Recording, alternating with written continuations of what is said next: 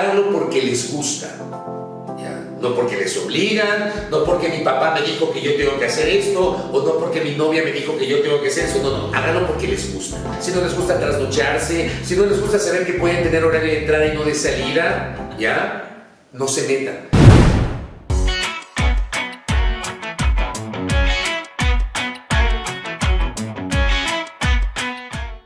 Sean todos bienvenidos a En la Práctica, el podcast del Universitario Rumiñahui. Así que ya lo saben, el objetivo principal de este podcast es sacarle el jugo a todos nuestros invitados y conocer de primera mano el camino que les llevó a convertirse en lo que ahora son, grandes profesionales. Es por eso que ahora me acompaña Fabricio Vela, uno de los periodistas más reconocidos con 30 años de trayectoria aquí en el Ecuador. Y ahora vamos a iniciar con nuestro segmento La Bio. Fabricio, bienvenido realmente a este podcast del Universitario Rumiñahui En la Práctica. Qué gusto tenerlo aquí con nosotros. Gracias, Becky, por la invitación y también un saludo muy cordial para el Universitario Rumiñahui y también para sus estudiantes y docentes. Muchísimas gracias, realmente tenerlo aquí para nosotros es la patadita de la buena suerte, puesto que vamos a iniciar En la Práctica, así que sí nos va a dar esa patadita en esta mañana. Esa es la idea, ¿no? Además, mucha suerte y obviamente felicitar este tipo de iniciativas que obviamente van a apuntalar la formación de los estudiantes, ¿no? Con cuestiones, aparte de la teoría, lo que es la práctica, que es fundamental en esta actividad. Muchas gracias, Fabricio. Y bueno, para un poquito ya iniciar, nos comentan que Fabricio Vela, un periodista con más de 30 años de experiencia en radio y TV, famoso por sus espacios de entrevistas en las mañanas, en fin, mucha trayectoria. Es ambateño, hincha del Emelec, entre otras actividades, de las cuales ya nos vamos a enterar aquí en la práctica. Para romper un poquito el hielo, ¿qué hace un ambateño siendo hincha del Emelec? ¿Por qué ese salto que pegamos? Bueno, lo que pasa es que yo soy ambateño, pero tengo raíces manavitas, raíces portovejenses, mi madre es portovejense. La mitad de mi vida viví en la sierra, la otra mitad en la costa. En vacaciones iba mucho a Guayaquil a visitar a mi madre. Y a mí siempre me gustaba el Emelec. O sea, entre Barcelona y Emelec siempre me gustaba el Emelec. Sin embargo, digamos, en mi adolescencia, viviendo en Ambato, me gustaba el técnico universitario. Pero me gradué del colegio y me voy a Guayaquil a estudiar a la universidad. Y bueno, ya viviendo en Guayaquil era otra cosa, y totalmente melecista, ¿no? Así que por ahí va la cosa. Esa es más o menos la historia. Ahora coméntenos, ¿usted es tan buen futbolista como periodista? No, digamos que me defiendo algo. Me defiendo. No es que soy un crack, pero tampoco soy de los que va a la cancha, le dan la pelota y se patea la oreja, ¿no? Me defiendo algo, sino que los años no pasan en vano. Obviamente a esta edad, no estoy tan viejo, tengo solo 49, pero ya no es la misma velocidad, estoy un poco pasado de peso. Pero sí me defiendo. Las lesiones, algo, pero uno se defiende. Era tan bueno, pero me lesioné. No, más o menos. Ahora coméntenos ya en el lado profesional, ¿dónde nace esa trayectoria ya del periodismo? ¿Cuándo se dio cuenta que usted tenía esa vocación? Bueno, mi historia es un poco llamativa porque mis padres son divorciados, mi padre es un radiodifusor y de Cocuño en Ambato. Cuando yo termino la escuela me voy a ir con mi papá al colegio. Entonces llego a la ciudad de Ambato y mi papá gerenciaba una radio, Radio Calidad de Ambato, y me deslumbró el mundo de la radio. En ese tiempo la radio era un espacio, creo yo, mucho más mágico de lo que es hoy. La cabina, los dos platos para poner los discos, la consola que era totalmente manual, es una cosa totalmente diferente. A mí me llamó la atención. Incluso había un letrero que decía prohibida la entrada a cualquier persona, no podía entrar nadie a la cabina, ahora todo el mundo entra a las cabinas. Pero, digamos, yo durante mis 6 años de colegio estuve muy vinculado a la radio, empecé siendo operador, es decir, yo ponía discos, ponía música, luego a los 13, 14 años empecé a hacer borde de campo en el estadio, tenía todavía una voz no tan gruesa, luego hice algo de música, pero siempre le tomé como un hobby, tanto así que en ese tiempo teníamos especializaciones, físico-matemático, químico-biólogo, sociales, etc. Y yo escogí físico-matemático porque quería ser economista. Me gradué del colegio y salgo de Ambato y me voy a Guayaquil, donde mi madre, porque en ese tiempo no había la oferta académica que tenemos hoy a nivel de universidades, no había internet, no había celulares, nada, todo era analógico. Y no había economía en la Universidad Técnica de Ambato. Me voy a Guayaquil porque quería estudiar economía en la Católica. Y de pronto me surgió una pasantía en Canal 4 de Guayaquil, que es lo que hoy se llama RTS, que en ese tiempo se llamaba Telesistema y antes Tele 4 Guayaquil. hice una pasantía de una semana y me llaman a los 3 meses ya a trabajar como reportero. Esto fue en diciembre del año 92. Sin embargo, llegó enero y me matriculé en el preuniversitario, ese tipo había preuniversitario. El prepo que se le conoce. Claro, el propedéutico, en la Universidad Laica de Guayaquil, ni siquiera en la Católica. Y duré una semana en el propedéutico porque me di cuenta que me unía del periodismo. Entonces, desde ahí han sido 30 años de trajinar. Estudié tarde, en realidad una primera etapa de mi carrera profesional fue sin título. En el 2008 entro a estudiar comunicación, me gradúo en el 2014, o sea, egresé en el 2012, la típica, no se demoran en hacer la tesis. Finalmente en 2014 me gradué como licenciado y hoy estoy cursando una maestría de periodismo y gestión de la comunicación, así que por ahí más o menos empezó la carrera. Claro, ¿usted cómo consideraría que es ese paso de lo tradicional como periodista a lo digital? ¿Cómo fue todo ese proceso? Yo, por ejemplo, he experimentado mucho eso y debo reconocer que me sirvió. Yo, digamos, este periodista, hace 10 años, 12 años, yo era muchísimo más acartonado, totalmente esquemático, más o menos como el periodismo tradicional. Yo creo que la parte digital a uno le ayudó a ser uno mismo. Claro que uno sí. mismo, a ser mucho más natural, a impostar la voz, a reírse cuando da lugar, a contar un chiste cuando da lugar, qué sé yo, a ser uno muchísimo más natural.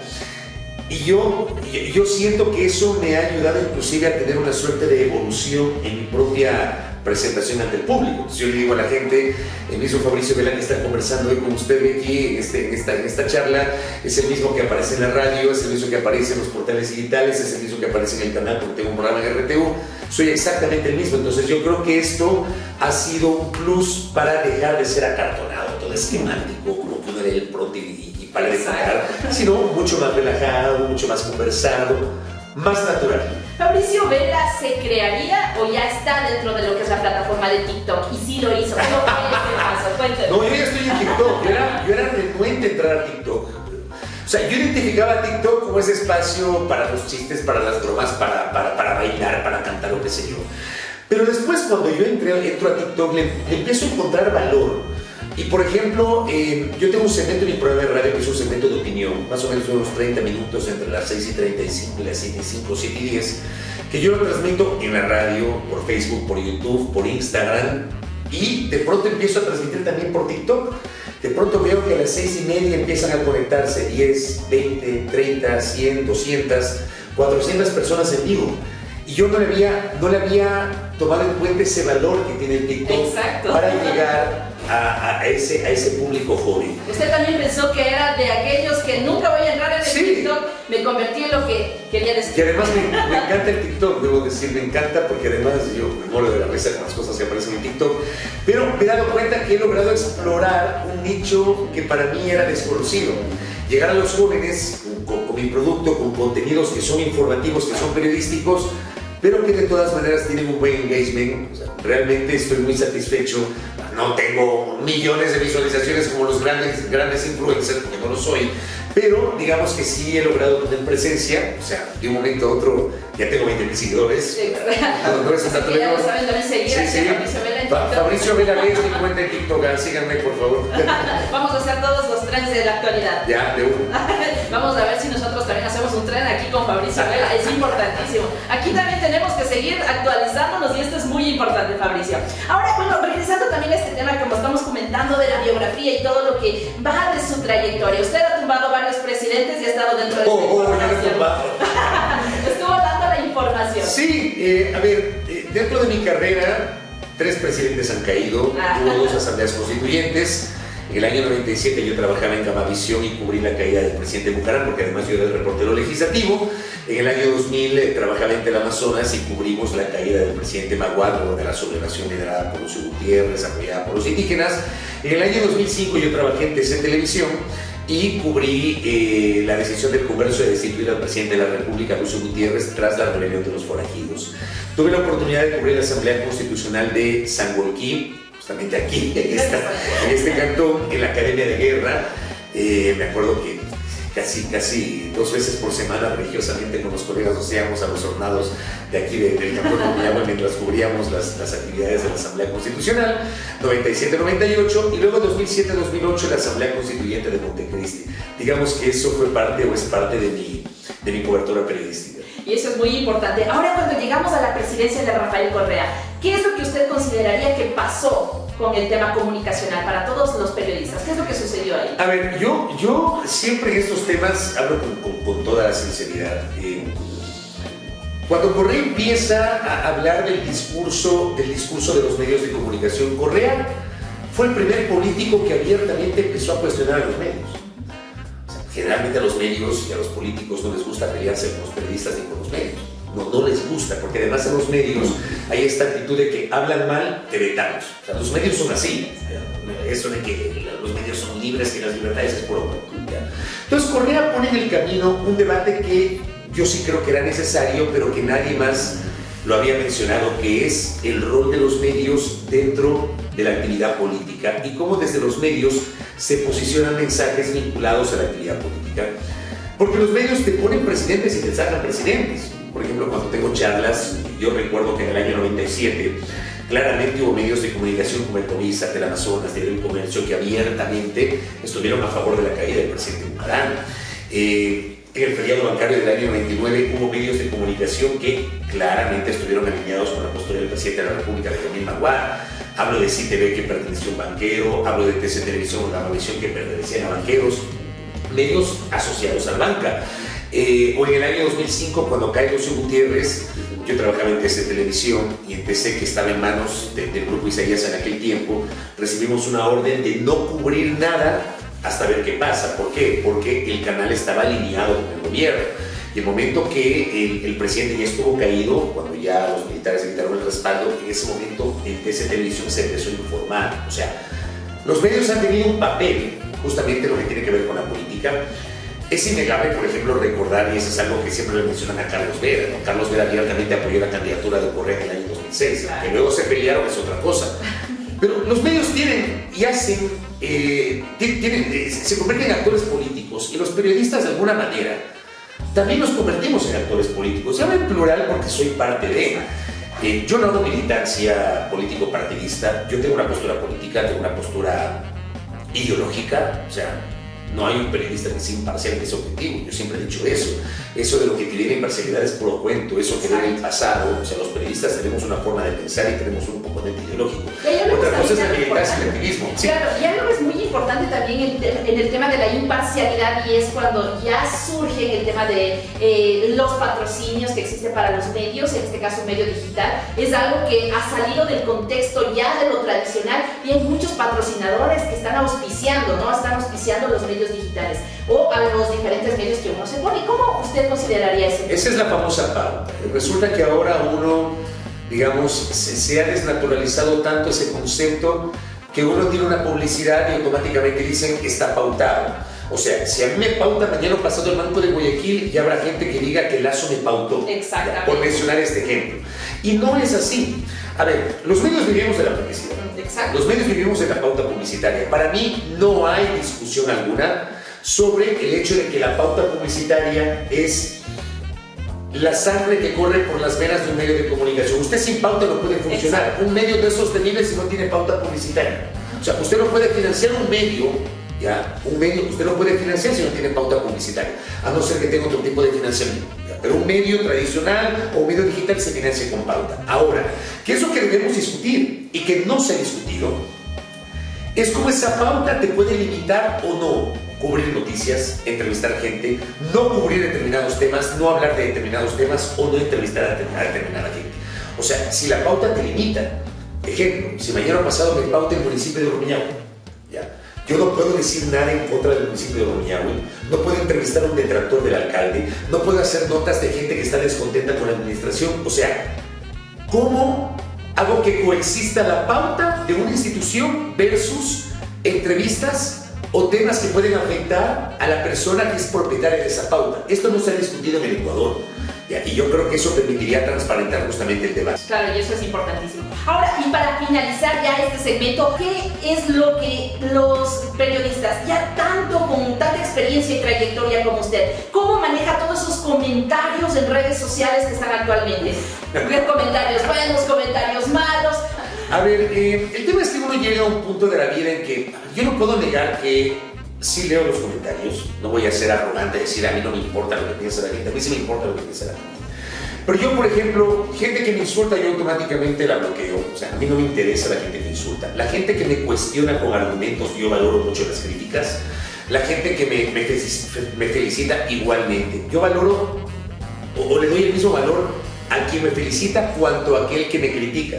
No a aquel que me insulta, porque aquel que me insulta, vea, ni la salutación, como yo le digo a la gente. Yo como digo, los insultos yo no los tomo en cuenta. La crítica sí, sobre todo si es argumentada, porque también hay críticas sobre cualquier lugar común. Yo veía ayer en el TikTok que alguien había comentado un TikTok que yo hice criticando a Lazo y me decía, pero si este señor apoyó a Lazo desde el inicio, lo cual es mentira, esto es falso. Pero uno ya lee cualquier cosa y lo que hace es tomarlo de quien viene y, como digo, administrar justamente aquello. Eso también es parte de la madurez, ¿no? Siendo profesional, ¿qué es lo más ofensivo que le han dicho en el campo? Siendo profesional, a ver, ¿alguna vez alguien insinuó que yo cobraba entrevistas? Ya. ¿Y cómo lo tomó usted? ¿Cómo Para mí es una ofensa. Claro, ¿y cómo a la persona que me lo dijo, que a su vez le dijo a otra persona, yo le dije, quiero que me prueben que yo he cobrado entrevistas, que yo cobro una entrevista. Ya. Que yo estoy seguro que hay colegas que lo hacen. Yo sé que hay colegas que lo hacen. Pero que a mí me pruebe alguien que yo cobro las entrevistas, entonces no volvieron por otra. Para mí eso es completamente ofensivo. Exactamente, pero conociendo nuestros valores, lo tenemos claro. Ah, por supuesto. Claro que sí, muchísimas gracias. Vamos a ir ya a nuestro siguiente segmento. Seguimos aquí con más de En la Práctica.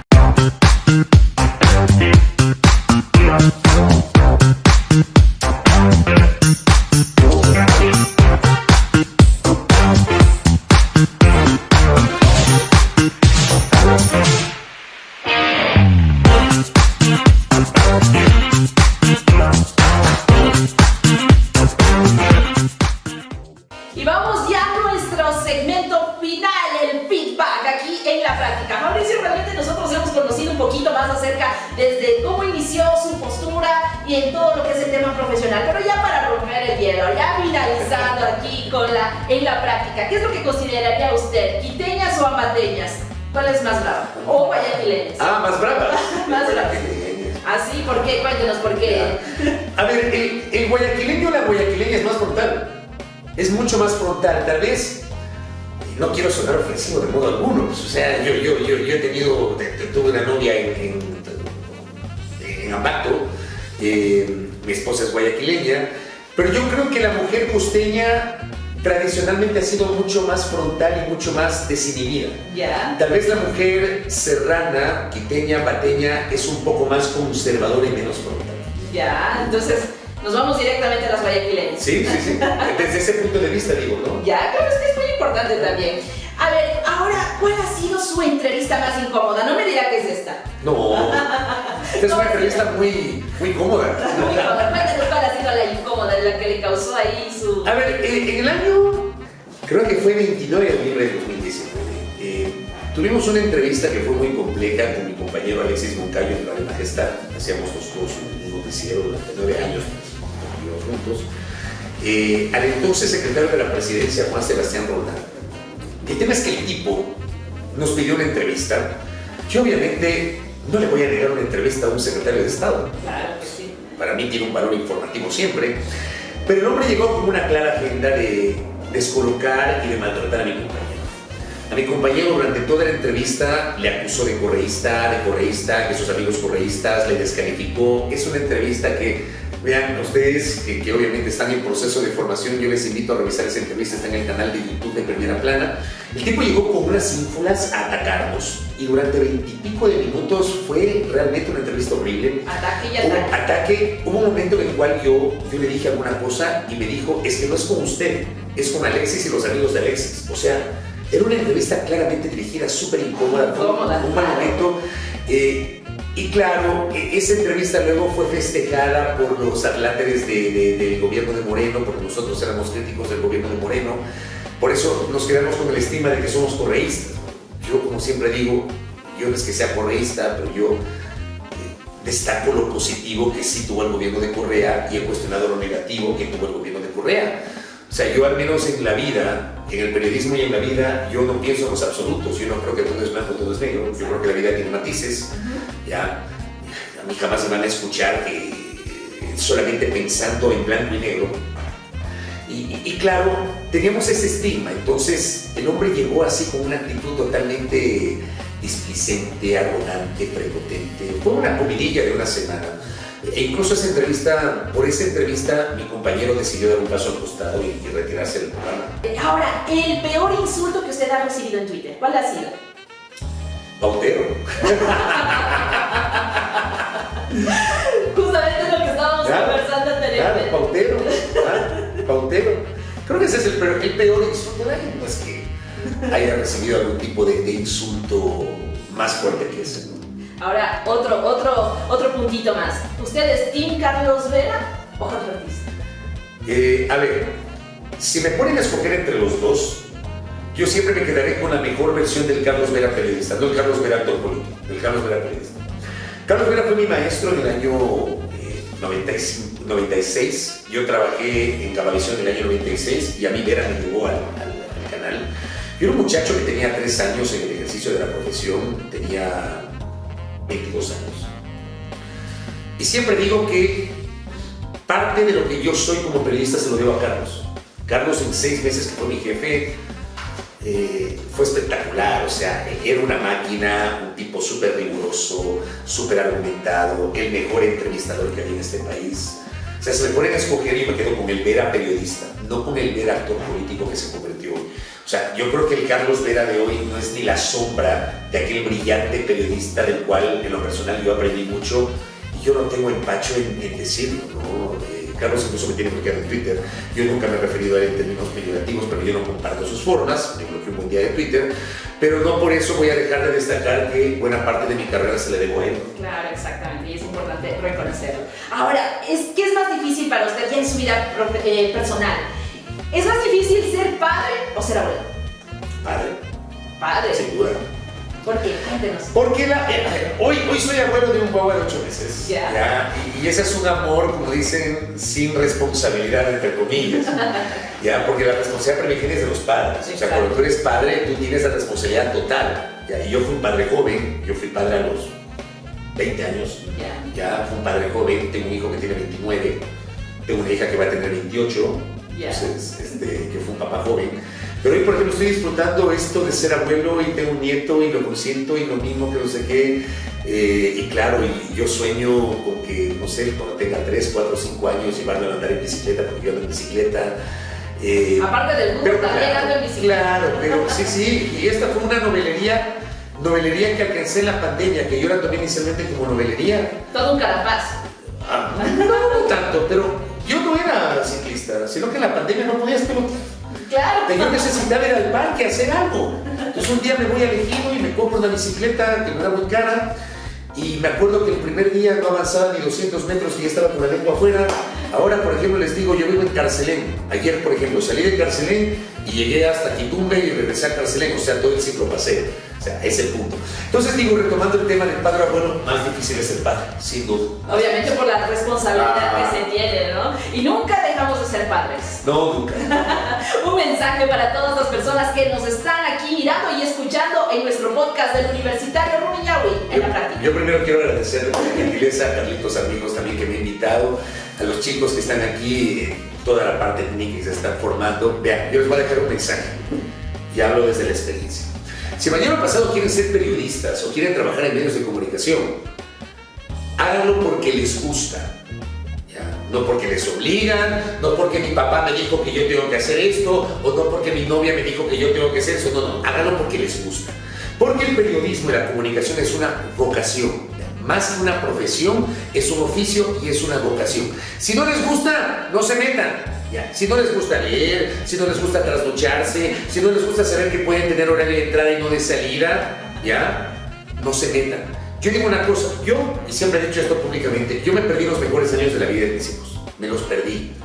Sus mañanas deportivas, sus cosas de fin de semana, yo me las perdí. ¿Por qué? Por esta profesión que tanto amo. Exacto. Ahora, si pudiera volver al pasado, yo trataría de regular eso para no perderme esa parte, pero no creo que deje de ser periodista, porque yo amo profundamente esta profesión. O sea, tú tienes que amar esta profesión, tiene que gustarte. Si no te gusta, no te metas. Eso como mensaje, y muy agradecido por el espacio. Muchísimas gracias, Fabricio. Así que ya lo saben que lo aprendido aquí en nuestro podcast es necesario ponerlo